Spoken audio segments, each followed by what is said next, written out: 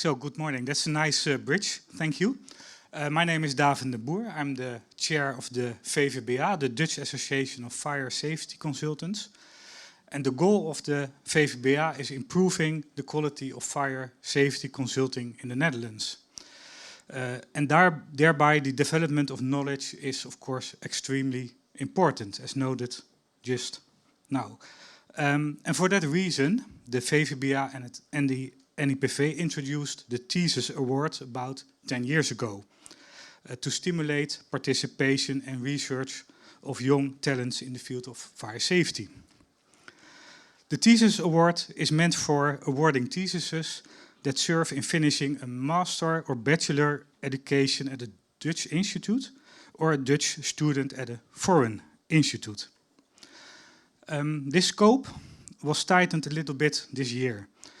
Before we accepted also theses from Belgium, Vlaanderen. However, that led to a large amount of theses from outside Europe. And that does not fit our goal to stimulate knowledge development in the Netherlands. Despite this new restriction, we received a nice amount of 7 theses this year. The authors had the opportunity to present their work a few months ago at the meeting of the fellow FSA, Ruud van Herpen, the meeting Next Generation, the yearly meeting. From the 7 theses, a jury selected 3 nominees. They're sitting in front of us that will present their work today to you.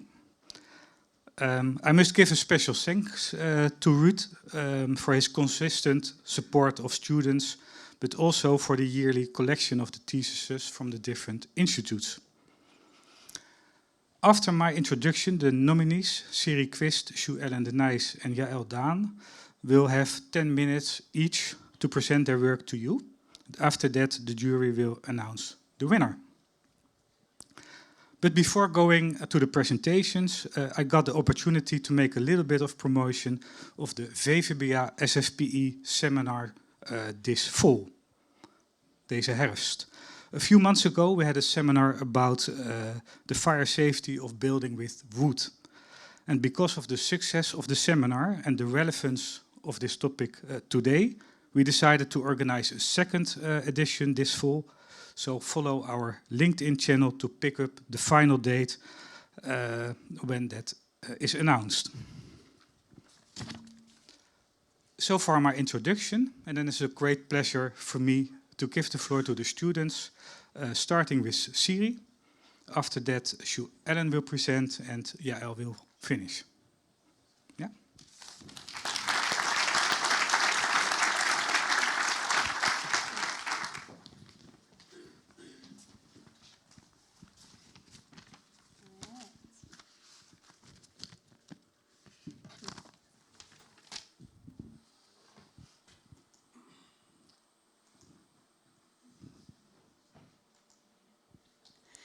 Okay, hi all, and welcome to my presentation. My name is Siri Quist, and I am a fire and sustainability engineer at Arup. And today I'm going to present the thesis that I wrote last year for my master building engineering at the TU Delft. And my thesis is called A Circular Approach for the Fire Safety Design in Mass Timber Buildings, with a subtitle called Balancing the Impact Between Material Use and Fire Risk. And to shortly summarize what I've been doing during my research is I created a design tool in Excel that quantifies and calculates the influence of different fire safety design measures on the balance between material use and fire risk. Oh, sorry. And I did that because I observed that there is a contradiction between the objectives of circular design and the objectives of fire safety design. So what I would like to note, it's very theoretical presentation that I'm going to present today, and in this case really focusing on the sustainability of fire safety measures and fire risk, considering risk not for life safety really, or that's not the point of focus, but really on focusing on the risk of material loss of the building itself. So here's an overview of what I'm going to present today. So I will start with an introduction presenting the reason of the research and the objective. Then I will go into the main results of the literature review on the burning behavior in mass timber buildings. Then I will present the design tool that I created, followed by the results of a variant study, and I will end with the conclusions. So the problem description. Well, my thesis focuses on mass timber buildings. And a mass timber building is a type of design in which cross-laminated timber elements are used as structural floor and wall elements. And well, the interest in mass timber design has increased because timber design can help reach the sustainable and circular goals for the building industry, because timber is renewable, can store carbon, and has high potentials of being reused or recycled. However, timber can burn, which increases the fire risk. And then to reduce this additional fire risk, more fire safety measures are implemented, meaning that additional material is used for the fire safety measures. However, that contradicts with the initial goal of circular building design to reduce the negative impact of material use. So that means that there is a little bit of a disbalance between using mass timber construction, either affecting the objectives of circular building design or affecting the objectives of fire safety design. So by that I defined the following objective. Create a method that quantifies the relation between circular and fire safety design in mass timber buildings by translating material use and fire risk into economic and environmental monetary impact values, focusing on comparing the impact of CLT encapsulation and sprinklers. So I started my research with an extensive literature review on the burning behavior in mass timber compartments. And this slide shows an overview of potential characteristics of the fire dynamics. So I observed that typically if there's a sprinkler available, the fire will decay before it reaches flashover, as can be seen by the blue line. Then the duration of the fully developed fire and the probability of decay is dependent on the amount of exposed CLT surfaces.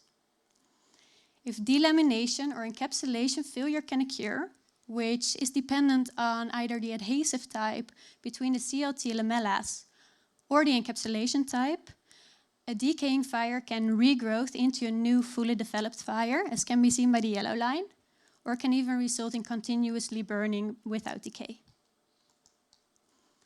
So based on this knowledge, I created an approach to quantify the fire risk and material use for different fire safety scenarios in a mass timber building. And I integrated this into a design tool. And this is how the design tool turned out. So the slide provides an overview of the user interface. And then using the design tool consists of 3 main steps. So in the first step, the parameter input of the specific building design can be inserted. Which is this part. So this consists of the building characteristics, compartment characteristics, CLT, encapsulation, and sprinkler characteristics. Then the tool calculates the results for this typical design or this particular design. And then in step 2, these results can be analyzed. So the user interface presents the most important results, so consisting of the moment of calculated extinguishment and the moment of calculated structural failure. Here, a fault tree of the risk calculation is presented, in which the risk for different fire safety scenarios or fire scenarios, is calculated based on both probability of the fire scenario and the relating material damage. Then here, the in-depth results for the share of the materials of the design in material use is calculated. And then this one presents the total impact, both considering material use and fire risk and the combined value, which can be either presented in environmental impact or economic impact, both considering still material use or material properties. And then by changing the design parameter input, in the third step, a variant study can be done. So comparing different fire safety designs and the impact. And that is what I did. I did a variant study for multiple variants, and I will go into more depth on these 4. So you can see a variant with 70% encapsulation, a variant with 100% encapsulation, a variant with a sprinkler only, and a variant with 70% encapsulation and the sprinkler. All right. And these are the results. So you can see how left the material use is presented, showing a clear linear increase, and right the fire risk is presented, showing a more exponential increase, and these both present the environmental impact results. Then I combine both fire risk and material use into one value, which results in these 2 plots. So left economic impact, right environmental impact. And considering this balance between material use and fire risk, you can the most optimal design is the design which results in the total lowest impact value. So if you look at this part, you can see that this shifts for increased building height. So up to 7 building stories, the variant with 70% encapsulation is preferred and after this building height, a variant with the sprinkler only is preferred, and similar results are obtained for the environmental impact. And then I would like to present the conclusions. So considering the method I created, I conclude that by translating material use and fire risk into monetary values, it's possible to quantify and compare different fire safety designs, both material use and fire risk. And by combining both fire risk and material use into one value, it's possible to determine the most optimal design, considering this balance between material use and fire risk. And then considering the results of the variant study, you can see that there's a turning point at which the most favorable design shifts. It's observed that encapsulation is preferred for smaller buildings and a variant with a sprinkler is preferred for taller buildings. And then lastly, I would like to emphasize that it was really a first step in both creating a risk-based approach for fire safety design in mass timber buildings, but also really understanding the sustainability aspect of fire safety measures and not only considering the risk. So the next first step would be to improve the method that I created and further investigate the data, and then further increase the scope considering different type of materials and more fire safety measures. Thanks.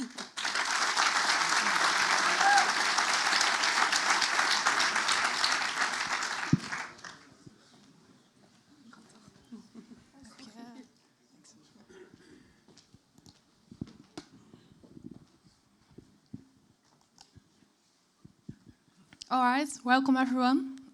My name is Suelle de Nijs and I'm working as a scientist at Bouwku. I did my graduation project about thermomechanical modeling of composite slab joints under fire. During my presentation, I will explain the relevance of the research, but also how I performed the research, did the validation, and of course the conclusion. So I will start with a short introduction. Probably everyone knows, but a composite floor is a concrete floor consisting out of 2 parts.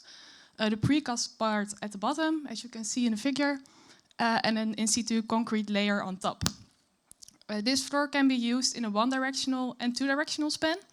And in the case of a 2-directional span, some extra coupling reinforcement is adjusted to this detail to transfer the loads perpendicular to the joint. This detail in figure 2 is recently researched in structural behavior and is found critical. And from there, the question arose whether fire could maybe add an additional risk to this detail. To start my research, I looked into the EN 13747, which says the fire resistance of a composite slab made of floor plates without void formers is the same as for a solid slab of identical characteristics. Calculation of the temperature is carried out without taking into account the joint between floor plates as much as the width B is lower than 20 millimeters. So a gap of 20 millimeters must be present between 2 precast plates, and then you don't have to look into the fire safety of this detail. I went looking for some background information about this design rule, and actually I could not find anything. So that is where the questions were starting. At first, is this design rule even applicable if we have a floor with a two-directional span due to the extra coupling reinforcement? And next to that, is this rule applicable for the Netherlands? Because normally there is a cover about your concrete to prevent your concrete, but most of the times the coupling reinforcement is placed directly on the precast plate. So that's a deviation from the Eurocode. With those questions, we came to the research question: what is the behavior under fire at the location of the joint between two precast plates of a composite floor? And is this a risk for the safety of the structure? To answer my research question, the goal was to make a numerical model to predict the temperature at this specific location. And before I did that, I first started with a simplified model to validate and to see if this model is possible to use in a more difficult and detailed situation. So I started with a graphical analysis based on Eurocode 2, from which you can get the temperatures very global. Then I did an analytical analysis based on both a formula from the Eurocode, but also with the finite difference method, which is more precise and has more variables in it. Then I created a numerical model on this simplified method. You can see that the temperature is rising over time. After this model, from the three parts I did, I get the temperatures and compare them, and we find out that they are approximately the same. So we could say that this model is validated and can be used in a more difficult situation, which is in my case the specific detail of two precast plates during the fire. That looks like this. This is an overview of the model. You can see the exposed surface at the bottom and unexposed surface at the top. So we have two compartments. There are two big variables, the joint width, which can be between 1 and 90 millimeters, which is based on the design rule I presented before. But also the joint depth will vary between 50 and 100 millimeters based on the most common used composite floor plates. Then I adjusted convection and efficient coefficients at the top and the bottom. Those are from the Eurocode. But the Eurocode does not say anything about the joint. So I did multiple sensitivity studies to find out if the convection coefficient and the emission coefficient, what they must be.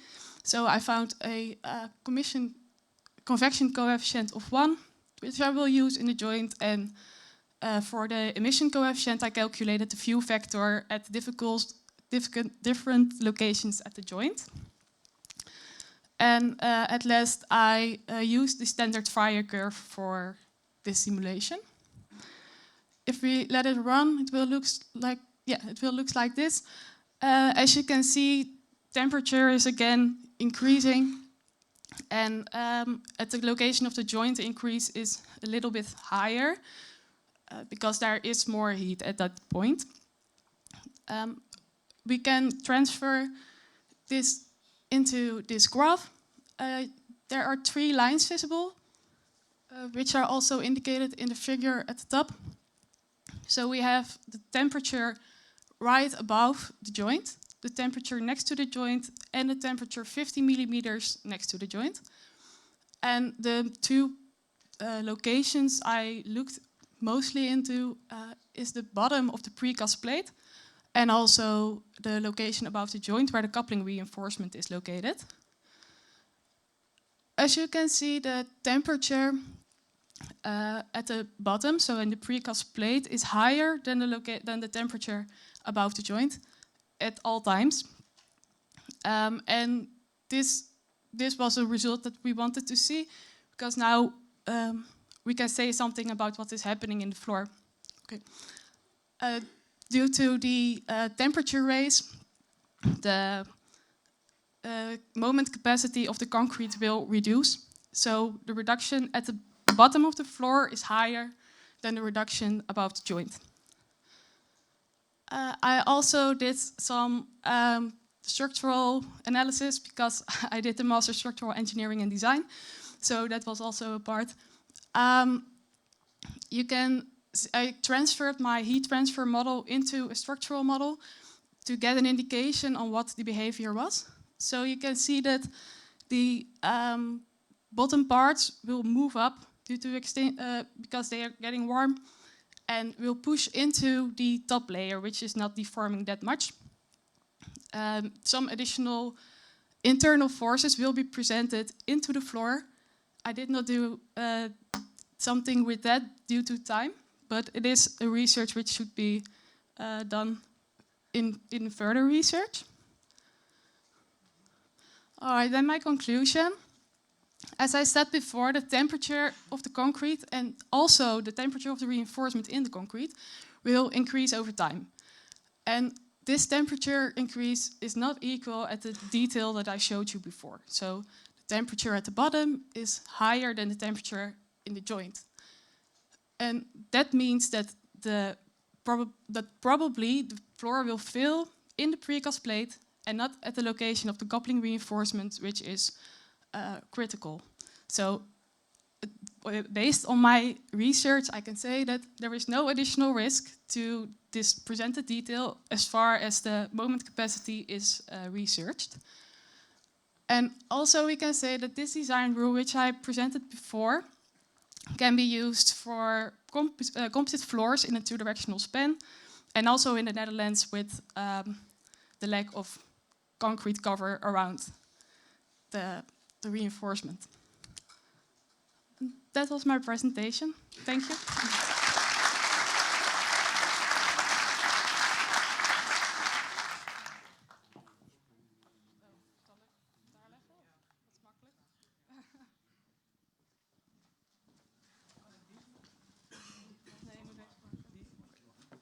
Dat wordt een hoop... Nou, kom goed. Succes. Dankjewel.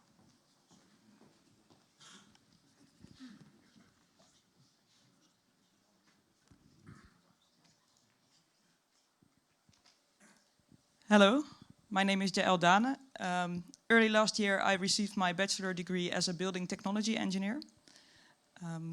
My research fits into a study on the fire safety of car parks when in the near future hydrogen cars are parked there. Oh, hey. Oh, yeah. My thesis is on the effects of the rupture of the high-pressure hydrogen tank on a floor slab above a burning car.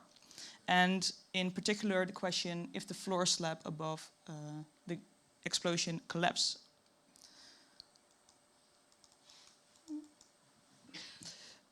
There are a couple of reasons for this research. The Dutch Standard Institute is developing a new standard for fire safety in car parks. And passenger vehicles with alternative energy supply are as yet outside of the scope. However, big developments in that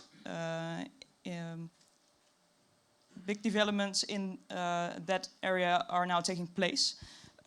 For example, battery cars, biogas, hydrogen.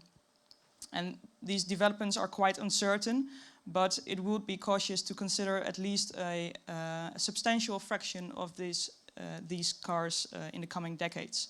And this is why DGMR studies the fire safety risks of electrical and hydrogen cars.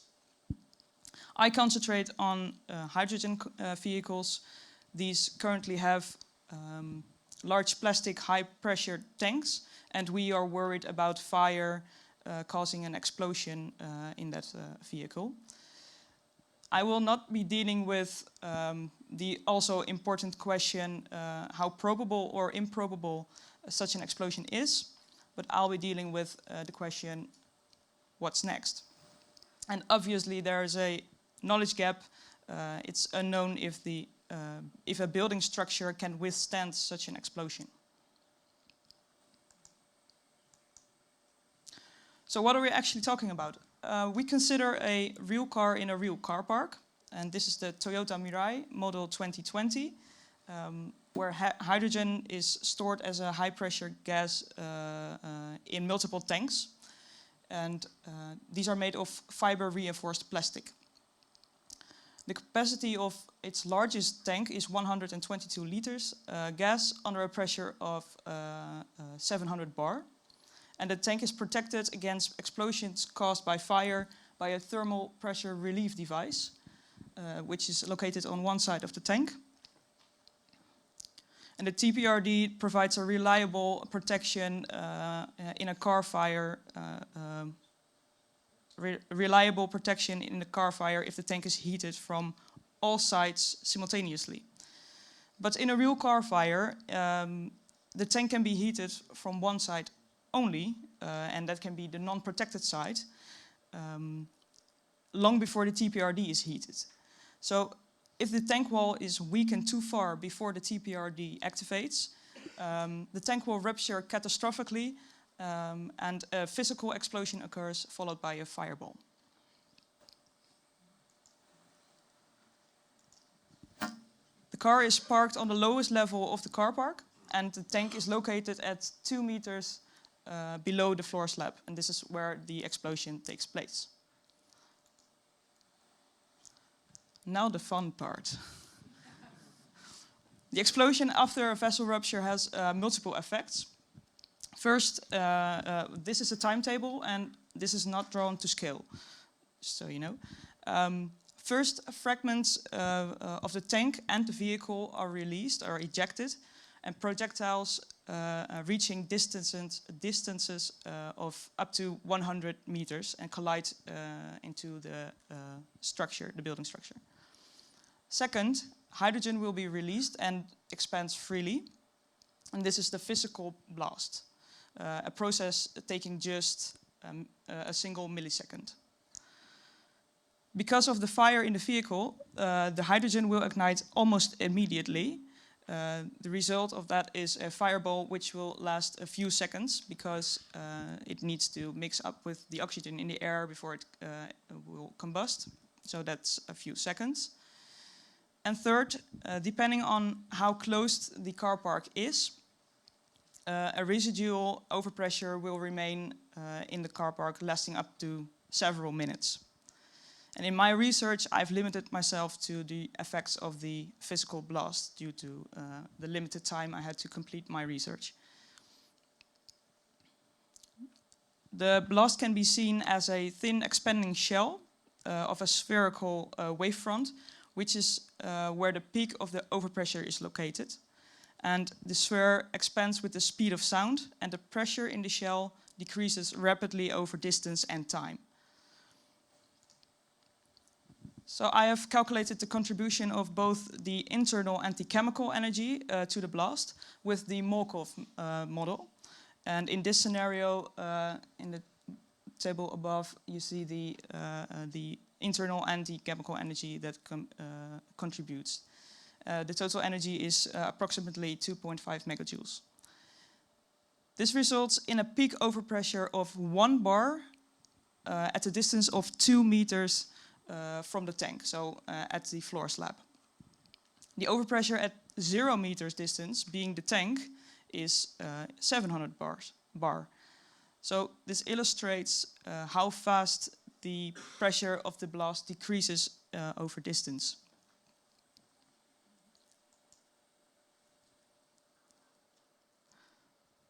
Where the spherical wavefront cuts the floor slab, it travels over the floor slab as an expanding ring. And this ring has a thickness of about 32 centimeters. And the overpressure on the slab is 0 bar on the inside and the outside of the ring. So only the area of the ring on the floor puts a load on the floor slab.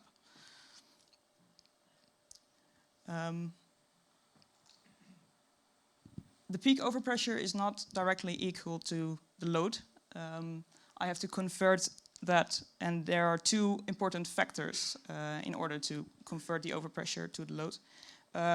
These are the perpendicular, the reflection factor for perpendicular reflection, which is 2.07, and the dynamic load factor, which is not on the slide, but is also important, by which we take into account the short duration of the load, so the single millisecond.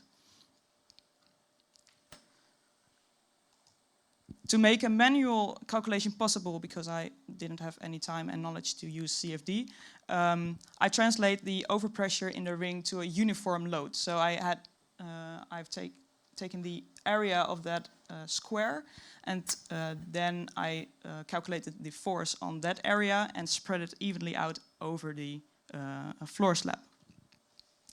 And that I call a quasi-static load. And this is still an overestimation of the actual load, so this is a very conservative assumption. And the quasi-static load is 404 kilonewtons. Because it's since the load on the floor slab lasts a short time only, this is a dynamical load. Then the response of the floor slab. I calculated the maximum displacement, treating the floor as a mass spring system. The floor lies like this, and it is all right. Let's skip that. So what the floor will do is it will it stopped move like that because of the explosion, and this is the maximum displacement that occurs, and I want to calculate that. So there are factors important like duration, which we already taken into account with the load. And then there's mass inertia with the spring constant, or the stiffness of the floor slab, and the effective mass. And the maximum displacement is 3.67 millimeters. Displacement is equal to deflection, and deflection causes a moment, and with that moment we can determine if the floor slab collapses or not. So I performed a utility check, meaning comparing the resulting moment with the moment capacity, and surprise, surprise, the floor slab will not collapse. Yay! And there are no measures necessary to counter the blast. So this was like this tiny bit of a very big research.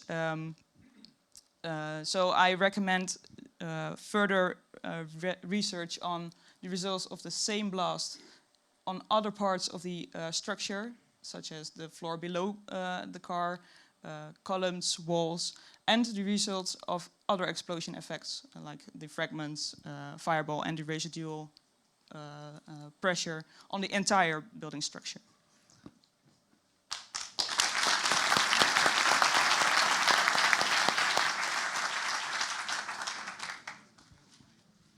So, thank you, Siri, Jael, and Sue-Ellen. Yeah, really interesting, relevant, inspiring, I think. Then we come to the formal part of this thesis award. So I would like to give the word to you. We have a jury consisting of Lieve, Ruud, and Ricardo that made the final decision on the winner. The winner, yes, yes.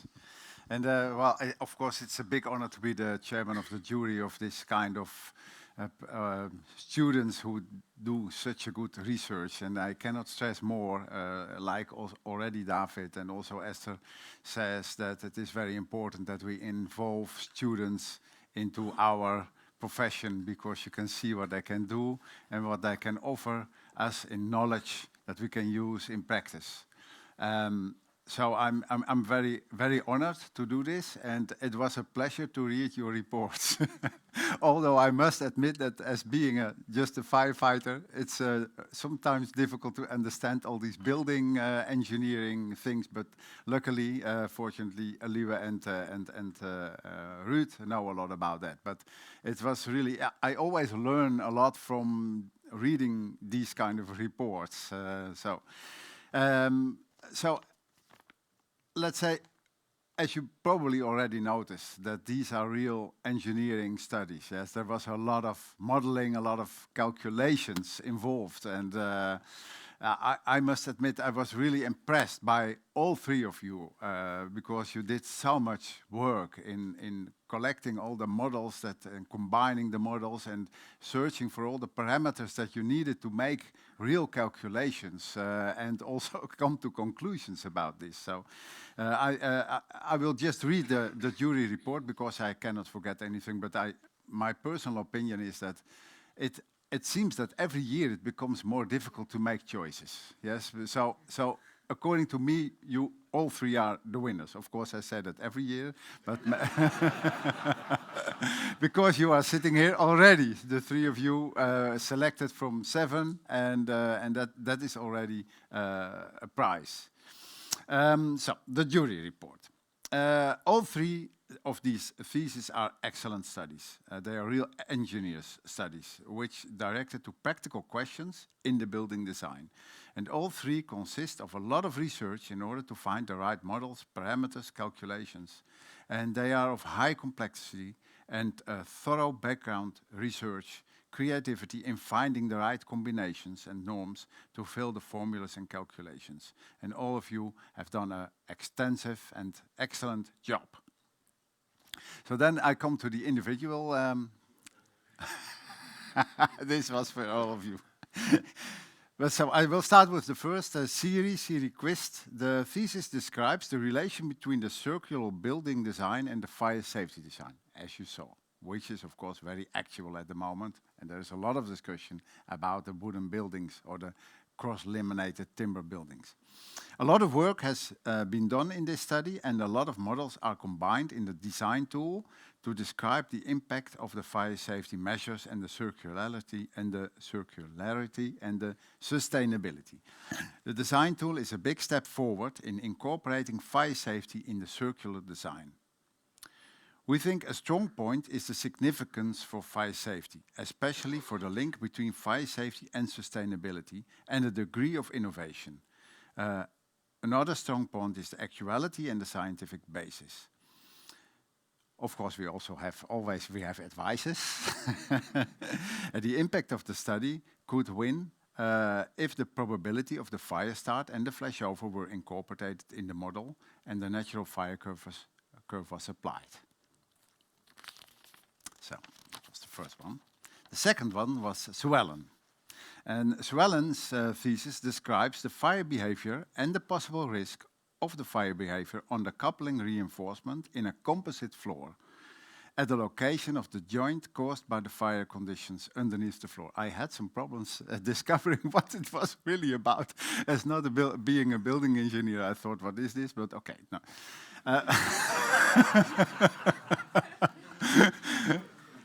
You have to know there is a joint between two concrete floors, yes. But altogether, this is also a very extensive study, as you could see, where in-depth knowledge of materials and fire engineering and modeling were necessary. And we think the strong points are the scientific basis and also the readability of the thesis. Less strong points maybe are the actuality and the relevance for fire safety and the application of standard fire curve and some other assumptions which limit the application of the result at the moment in practice.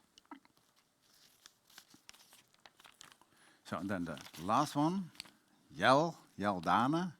And this study aims at describing the consequences of an explosion in a hydrogen tank in a car park on the strength of the main load-bearing structure of the building. And we think the strong points of this study were the actuality and the relevance for fire safety, and the research is thorough, scientific and systematic. less strong, maybe, are the restrictions to applicability and innovativity. The report could win if less attention was paid to the fitting to the study goals.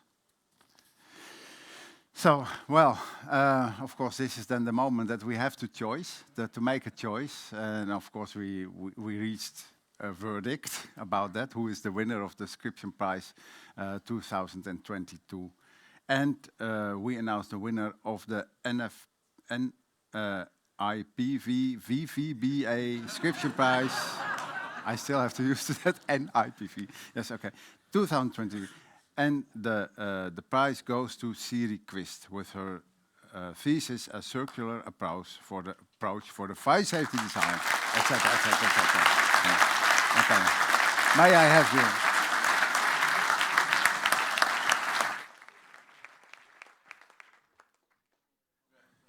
So, and we have here the official prize for you, and the prize I didn't mention. Oh, David mentioned it, but it is a prize of 1,200 euros to spend for further studies.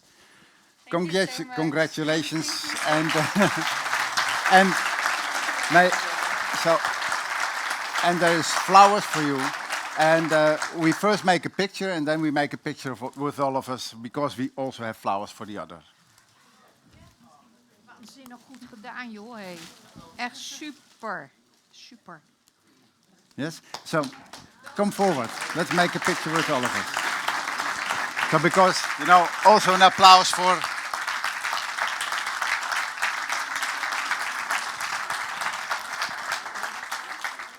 So, oh, yeah. Okay.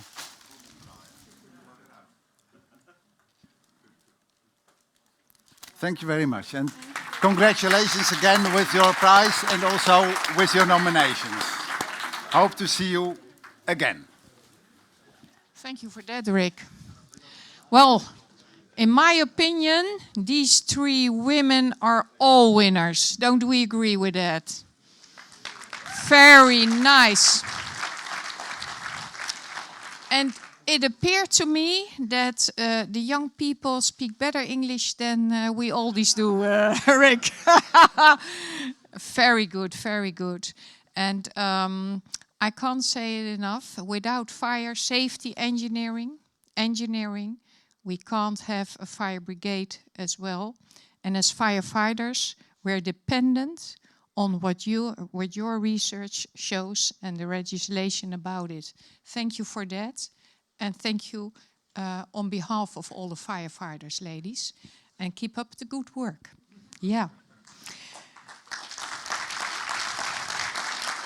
And for now, we have lunchtime. And after that, we have the breakout sessions. And you all have the program, I guess. So I won't read it again because it's time and we're getting hungry and so on. I need a pee. So let's go. And thank you for your attention this morning.